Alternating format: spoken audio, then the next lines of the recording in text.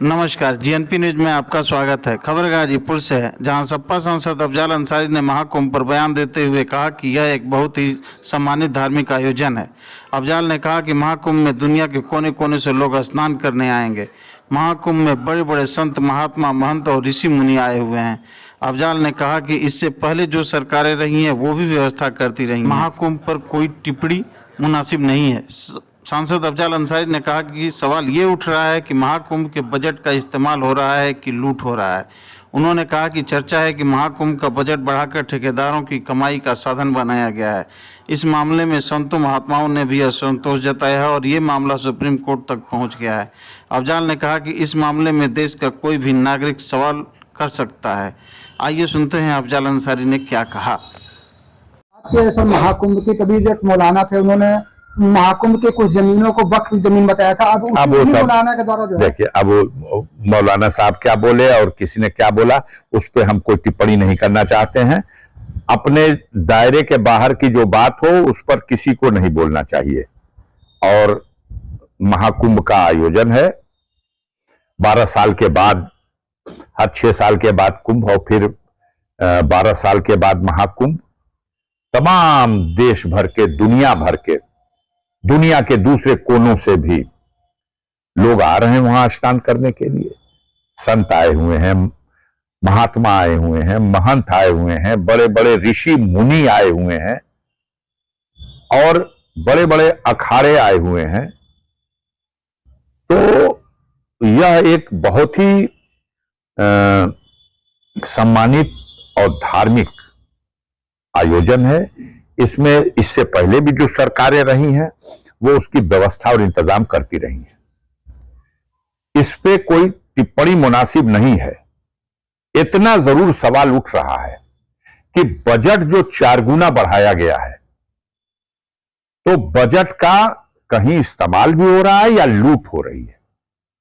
कई लोगों ने ये बातें बताई, चर्चा में ये बात है कि ठेकेदारों की कमाई के साधन बनाए गए हैं। जहां 10 पैसे की खर्च की जरूरत है वहां 10,000 खर्च किया गया है।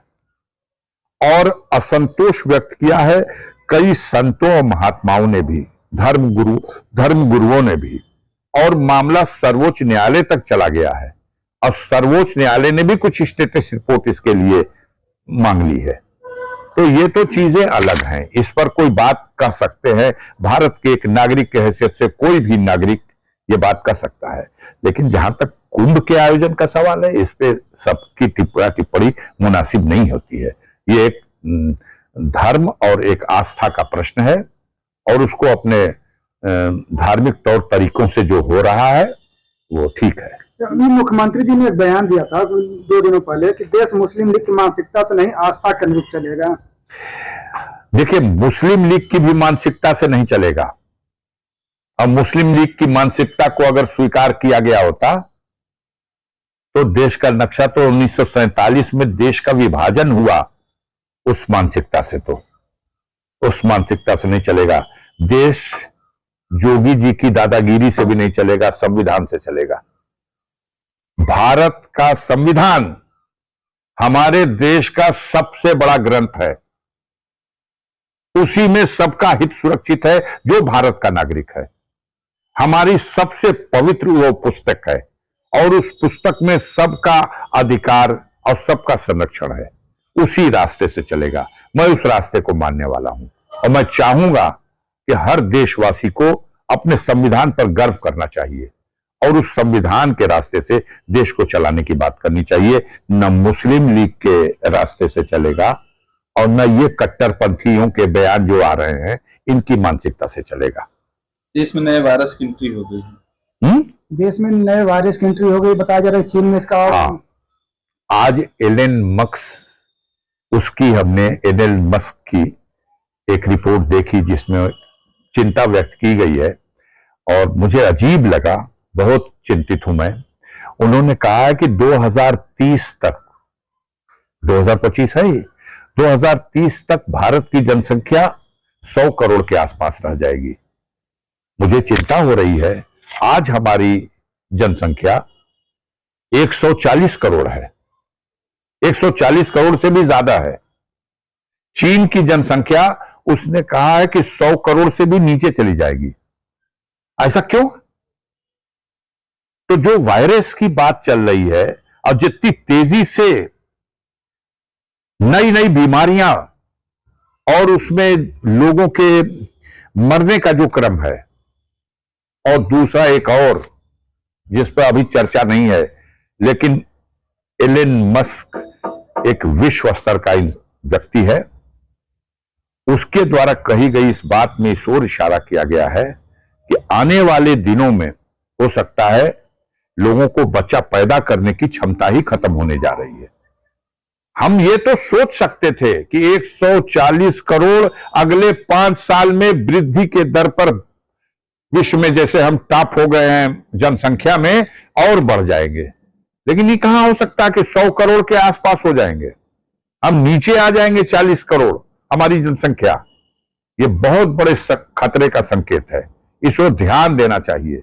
हमारे देश के इन महारथियों को जो देश की जनता को बेवकूफ बना रहे हैं, आज हमें शर्म आ रही है आपको यह बताते हुए कि भारत के पासपोर्ट की वैल्यू दुनिया में 85वीं रैंक पे आ गई।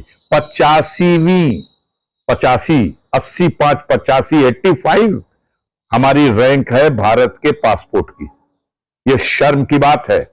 11 साल से मोदी जी सत्ता में हैं और 11 साल में 11 रैंक हम गिरे हैं।